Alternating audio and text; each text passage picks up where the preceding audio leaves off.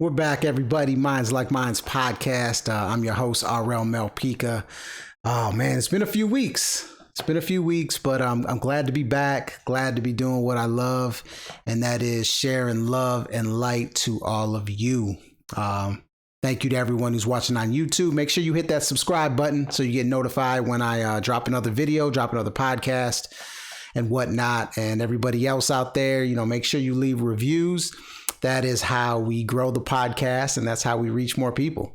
But extremely thankful and grateful for all of you out there. Got some really exciting news. We are, and when I say we, I mean collectively, my crew, my tribe, my Akasha Flix crew, my QE Academy crew. We have created a new venture called Escape Within, which is we're putting together mindful, spiritual, truth-seeking type retreats. And we're going to be launching our first one in November. Everyone out there listening, if you want to come to the retreat, reach out to me. My YouTubers, you can comment, hey, I want to go to Escape Within, or you can email me at rlmelpica@mindslikeminds.com, or you can reach out to me on social media at rlmelpica on all platforms and just say, hey, I want to go to Escape Within. I will take care of you and get you 20% off on the package. Make sure you reach out. It's going to be great. I'm going to be doing some natural health and juicing demonstrations out there, but I'm going to be there the whole time too. So you can rap with me, talk with me. We can hang out. We have a great time, man. I'm really looking forward to it, but we got some really good things popping off there. With that being said, today's topic is a really big one when it comes to veganism, when it comes to vegetarianism, when it comes to the raw fruit diet, when it comes to fruitarianism, and basically when it comes to anything outside of the standard American diet. And that is protein. Protein is always a big issue when it comes to discussing things outside of the standard American diet. And I want to be able to cover everything, because when people decide to make that transition, from a meat eating based diet to a more healthy alternative, that's one of the first things that come up from anybody is protein. So I really want to shed light on this and really dive into it.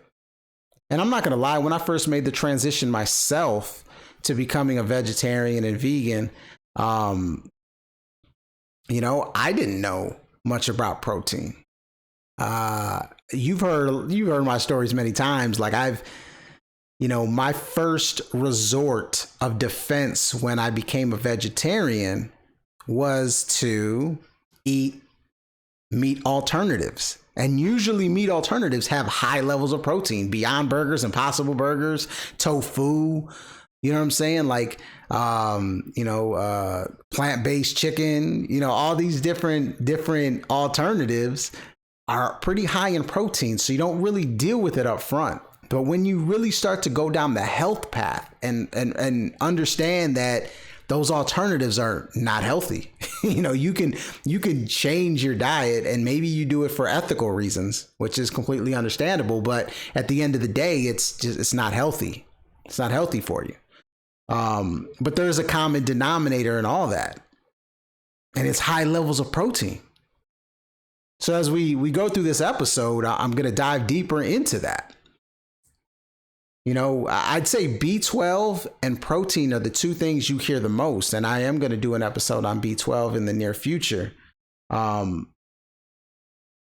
it took a long time for me to truly understand why protein not only has been over dramatized, but also like the knowledge behind it, like the substance behind it is unsubstantiated. I mean, for anybody out there who's heard, and I'm sure a lot of you have, because I'm sure a lot of you are on, either a raw diet or vegetarian or vegan or looking to go down that path. I'm sure a lot of you guys have heard the old, well, how do you get your protein? Right? And you may not have had the answers. And here's the kicker. I'm going to guess that you didn't have a rebuttal for them. You know, like when you have a conversation with somebody and somebody asks you a question like that, you know, and you understand protein, or even if you don't, I mean, a good way to combat that would be like, okay, well, who says I need a certain amount of protein? Who says I need 0.886 grams of protein per pound of what I weigh? Who comes up with that, right? You know, that's a great way to combat that. And I guarantee you they're not going to have an answer for you. I guarantee it, because I've done my due diligence and there isn't an answer for that. I'm here to tell you right now on the Minds Like Minds podcast, was this episode 108, RL Malpica is here to tell you that there is no substantiated evidence of how much protein you should have. None. You can go through the annals of history. There is none. Why? Because it's all based on assumptions. And then you start to even dig deeper and look at who is funding and supporting these unsubstantiated claims, and you see the same characters, the ones that have been pushing the standard American diet. Why? Because look, if the protein myth was exposed, what does that do to the meat-eating world, meat-eating society? So I want to dive into all that. And there's so many different places to start when it comes to protein. But I always like to default and go back to chemistry, you know, and that's the Dr. Morse influence in me. Going back to chemistry, because there's only two sides of chemistry, right? Hot and cold, acid and alkaline. Keeps it basic. And that aligns. And I'm gonna say this, you know, not on purpose. And this just shows you the alignment. This is how I know that my philosophies, you know, are the right path for me, because I came up with a basic philosophy before I even started really getting deep into Dr. Morse and getting deep into raw diet and fruitarianism and all that. And my basic philosophy was always, when you make a choice in any part of your life, you got to ask yourself one question. Is it for the betterment of me or the detriment of me? The duality of it. And that duality aligned perfectly with Dr. Morse's philosophy on health, which is there's two sides of chemistry, the duality, hot and cold, acid and alkaline. And protein, the complete package of protein, is on the acid side. And we live in a society that pushes protein down our throats. Like, you go to the restaurant now, and then maybe this has happened before, but I notice it more now than ever. When you order something, say you order a salad, or you order some type of, you know, pasta dish, or you order some type of bowl or something along those lines, and the last question they ask you is, what type of protein do you want to go with your meal?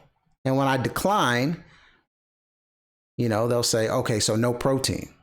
Like, well, not necessarily. I mean, if you look at what's in my bowl, I mean, I've got quinoa, I've got, you know, kale, or whatever the case may be. I mean, there's protein there. It's just not a massive amount of protein like they're pushing down your throat. You need 0.86 grams of protein for every pound of body weight, which is ridiculous because it's unsubstantiated.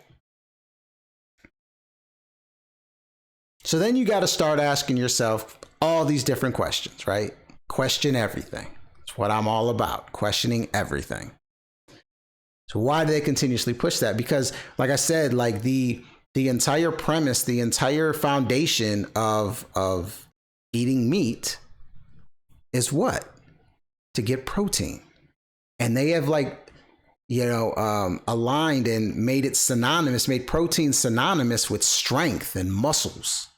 Protein powder, protein shakes, You can add some protein with that. I gotta have my protein. Most of you don't even, and this isn't to knock anyone, but most people don't even understand what protein does, how it feels to eat too much protein. Too much protein is going to cause you to have a lot of acid in your body. That's why high protein diets, not very good for you. And I'm going to read you a blurb from Dr. Morse's book on high protein diets as well. But I want to go deeper. Right. I talked about there's no substantial evidence or substantial experiments or substantial anything stating how much protein you should have. Because you can go back and you can research it, you can Google it, whatever you think you're going to find. Everything when it comes to the amount of protein was based on assumptions. You know, in the 1800s, there's a study that basically a scientist conducted, and he based protein on how workers operated in higher social classes versus lower social classes. And the higher social classes ate more protein. So he corroborated those two things, that higher amounts of protein make you work better, make you stronger. So therefore, you should have more protein. You should do 100, I don't know, I can't remember the number, 116 grams a day based on that. And if you continue to look at the studies after studies after studies, they're all very similar to that. You know, giving this group of people this much protein and giving this other group of people this much protein, and see who performs better. Ridiculous. Because it comes down to, what is protein? What is it? And proteins are the foundation of life. I mean, they're the builders of life. So I'm not on here to say that you don't need any quote unquote protein, but it's important to understand what protein is. And not only that, but it's more important to understand what your body does with protein. Because the first thing it does is it breaks it down. Okay, now we've talked about this before. We've talked about the anatomic nervous system, which is basically the system that not allows necessarily, but conjures up all the energies in your body. Like, you don't tell yourself to have to have a bowel movement. You don't tell yourself you have to pee. You don't tell yourself to digest food. You just do it. That's the anatomic nervous system, right? And all of those processes take energy, right? It takes energy to digest food. We've talked about all this. Well, when you consume protein in its full form, your body has to break it down. That is a process. And what's the number one rule in my philosophy? Energy efficiency. You want to consume as much energy as possible without expending as much energy. And what's that balance? You want to consume more energy and expend less energy. Energy efficiency.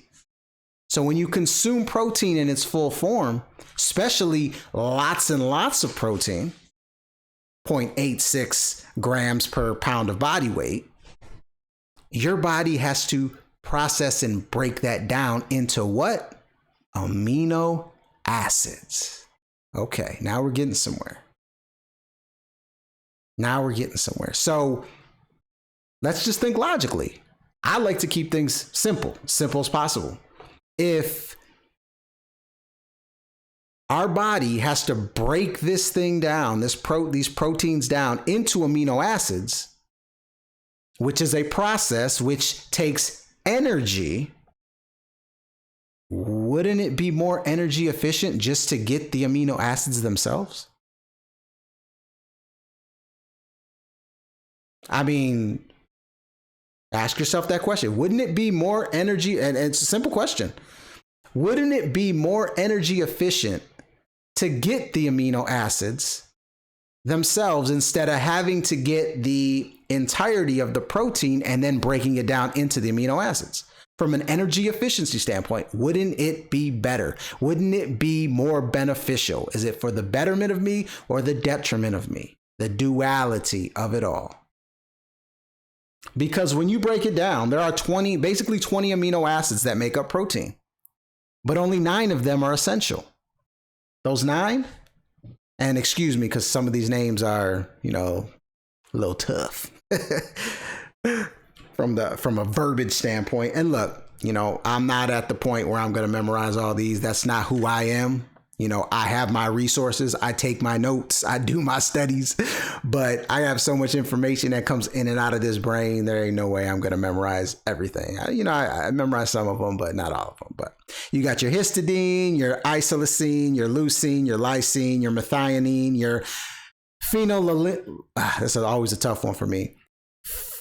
Phenylalanine, I think it was what it is. Threonine, tryptophan, and valine. Those are your 9 essential amino acids. They're essential because those are the only amino acids that your body cannot create on its own. The other 11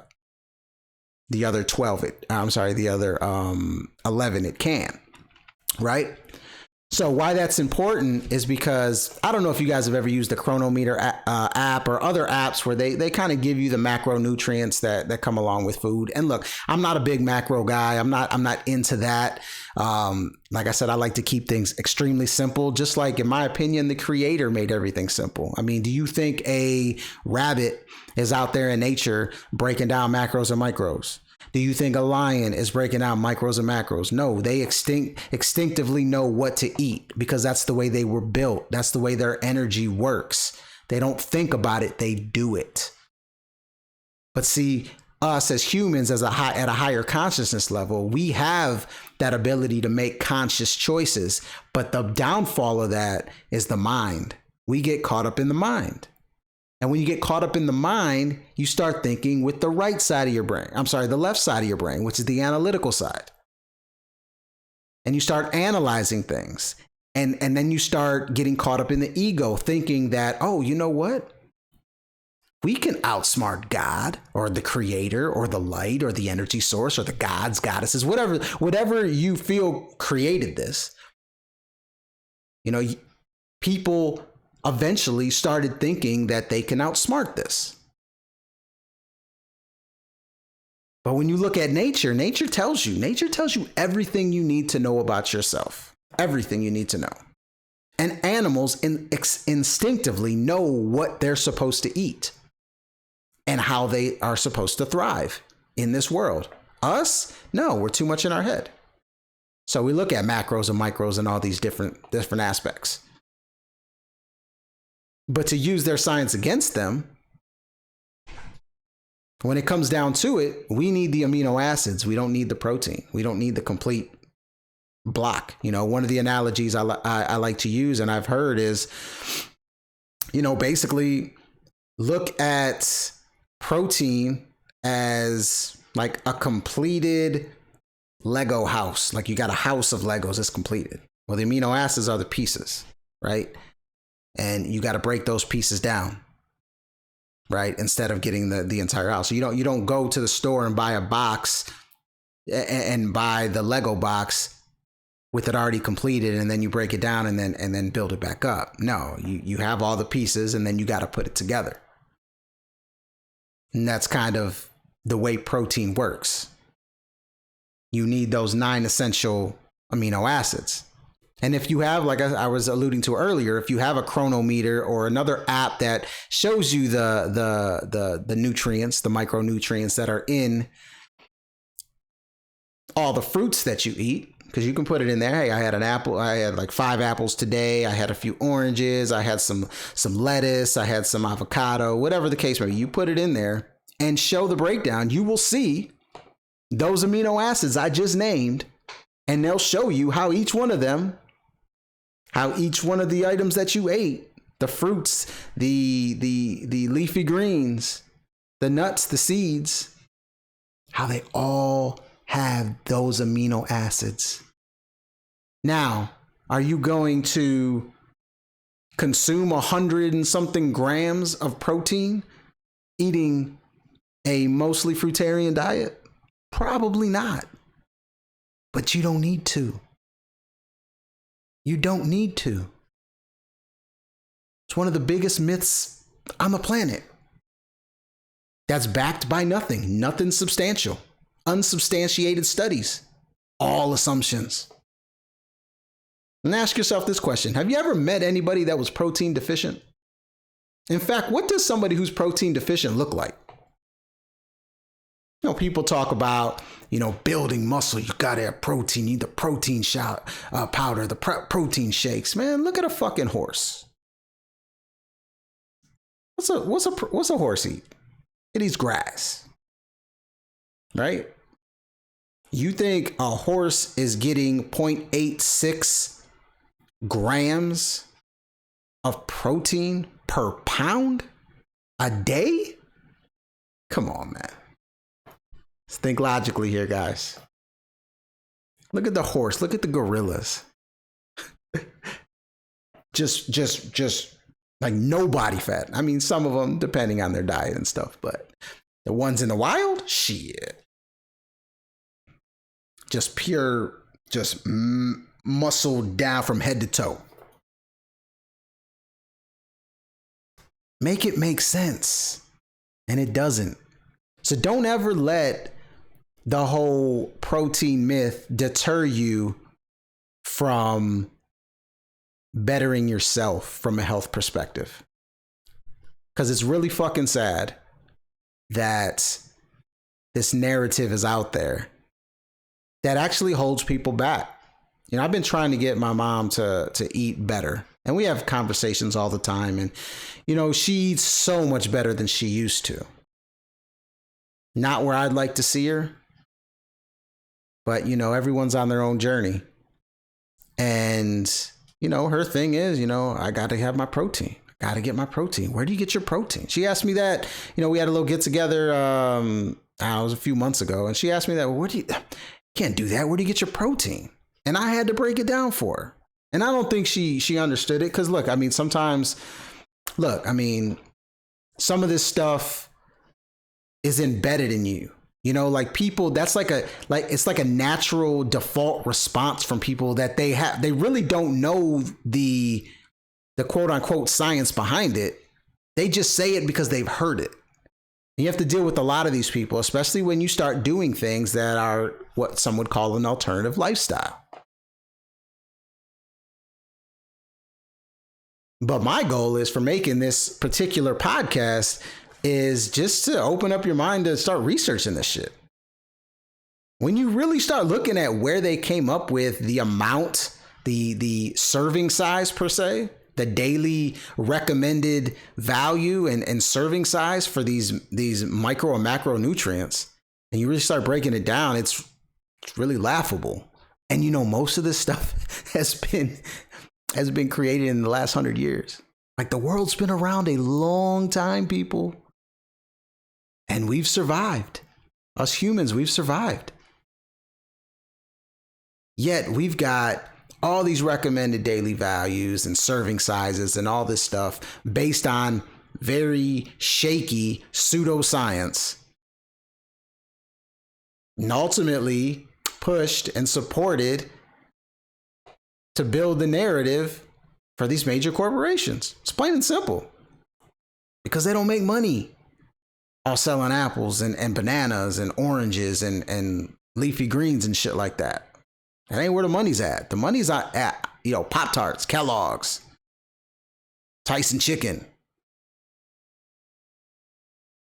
It's funny. I put in like all on the chronometer. I was putting in what I ate. I had a half of a watermelon. I had a juice that consisted of 2 mangoes, 4 oranges, 2 apples, 2 cups of grapes. So I'm putting all this stuff in there, whatever. And I'm just stacking up these amino acids, just looking at it. Wow. Like it's hitting every one. I'm getting every single essential amino acid I need right off these fruits, right off of these fruits. And I said, you know what? I'm gonna fuck around. I'm gonna throw a piece of skinless chicken breast. Just to see. One piece of skinless chicken breast, 37 grams of protein. One piece. That is an excessive amount of protein, people. Excessive. And most people are eating meat multiple times a day. Hamburgers like 40 fucking grams of protein. So people are getting 100, 200 grams of protein, which is on the wrong side of chemistry. And your body has to break all that down. Not to mention, break it all down, but then digest it. So your body's just being depleted of energy. Depleted.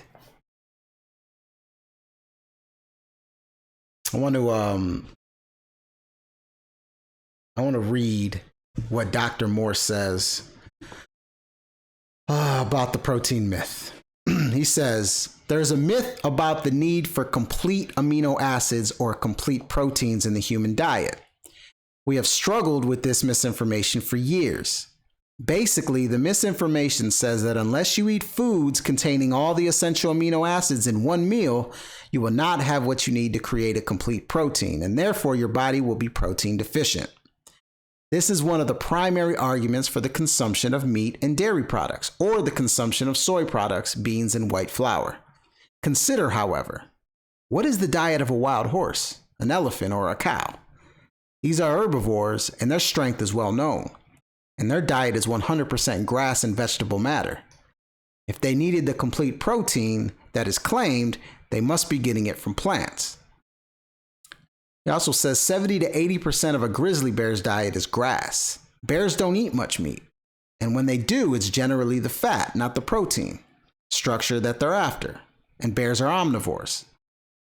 We are the highest species in the frugivore category, which is not designed to eat meat. And raw foodists who eat a balanced variety of fruits, vegetables, and nuts are never deficient in the amino acids necessary for health. Quite the opposite.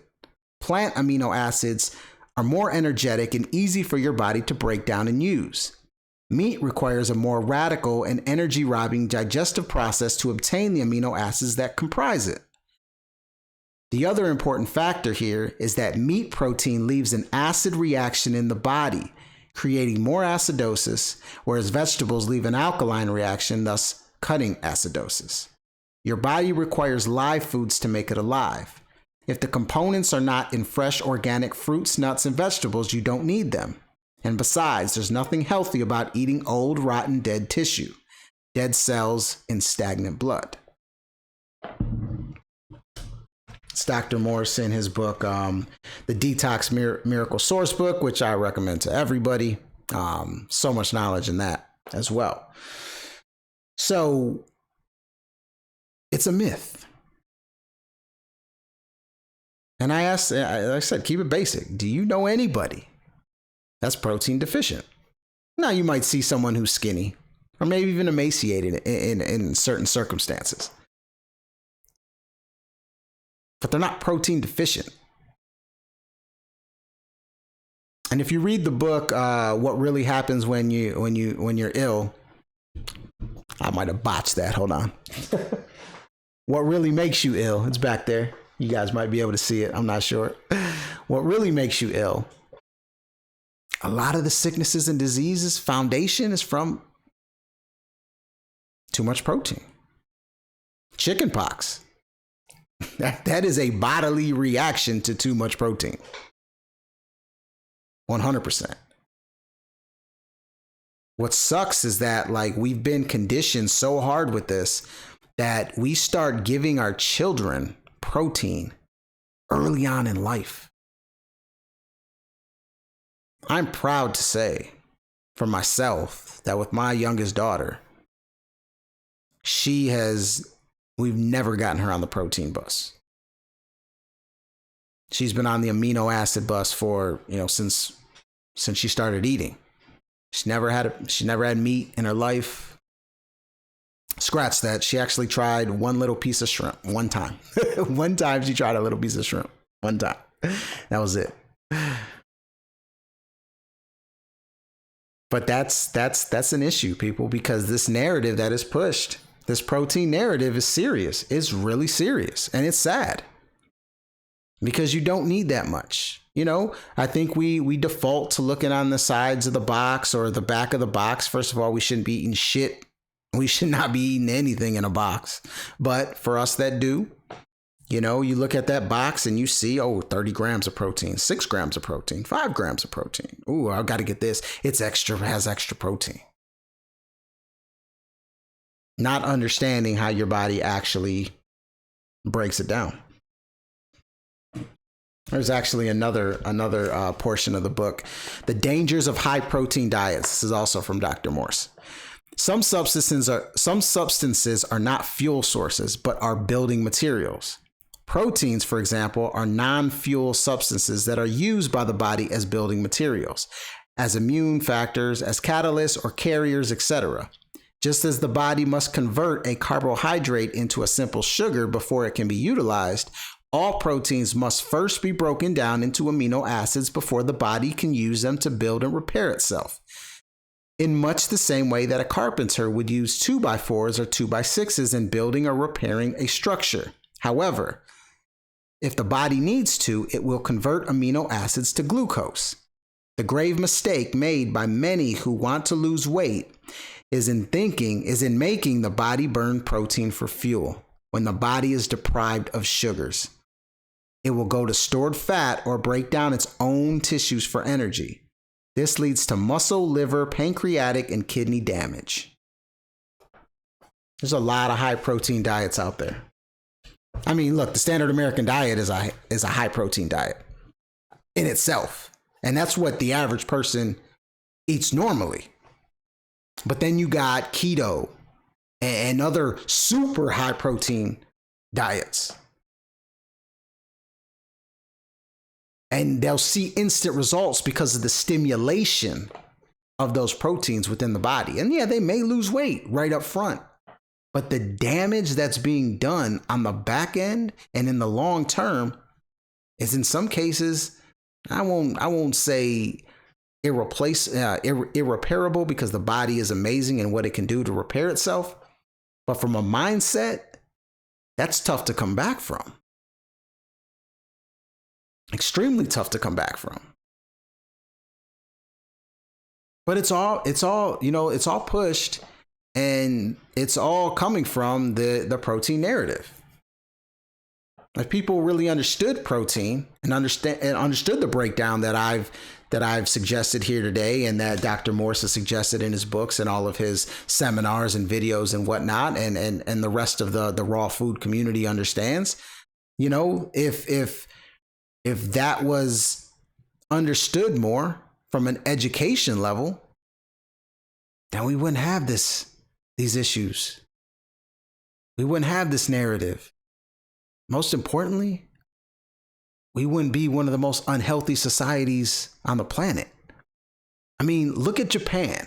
Japan, it might be the healthiest, the least amount of obese people, right? The least amount of sickness in Japan. And what do they eat? Mainly vegetables, fruits, a little bit of meat. I'm not saying they're all fucking vegans and vegetarians and raw, but for the most part, they're eating what nature provides. And you see the benefits in the number through the people. And you look at America, and we're in one of the most unhealthy societies. We take shortcuts on everything. We push food that is not really food, because we're in a corporate society, corporate America, who's going to push Kellogg's, like I talked about earlier, and Kraft and all these other billion-dollar corporations, right? For the benefit of the dollar instead of the benefit of the human. So I just challenge everybody out there, when you hear that, when people come up to you and you talk about making these changes in your life, you know, you're going to eat more raw, you're going to eat more fruits, you're going to juice more, all these different things. And they bring up the protein question. Now you have answers.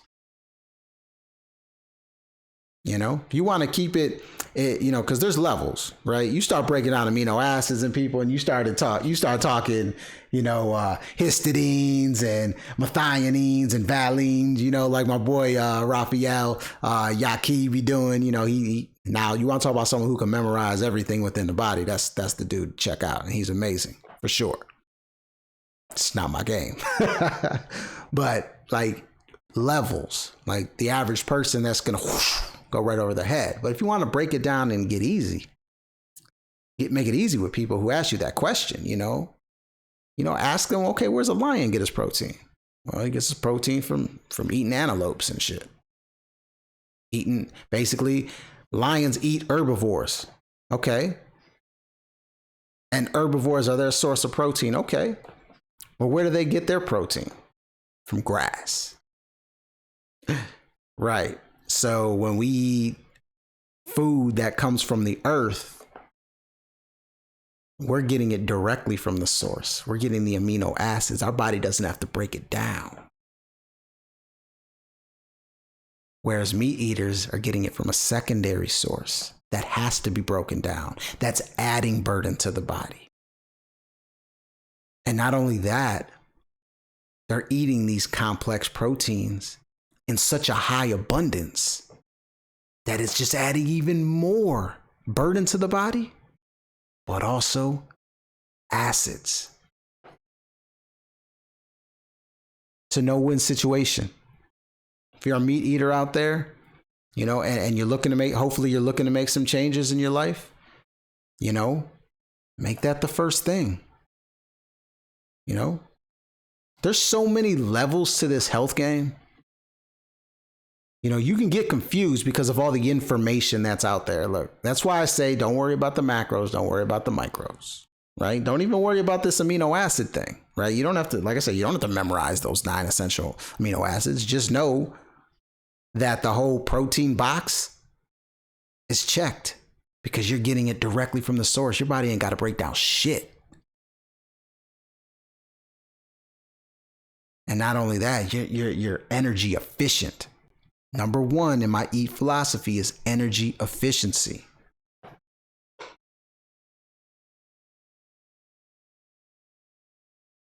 So like I said, if you're a meat eater or if you're trying to get more into this and people pop that question, now you got something to refer to. Keep it simple. Look, everybody, it's been fun to be back. It's been fun to be back on the podcast. It's been a few weeks. It's okay.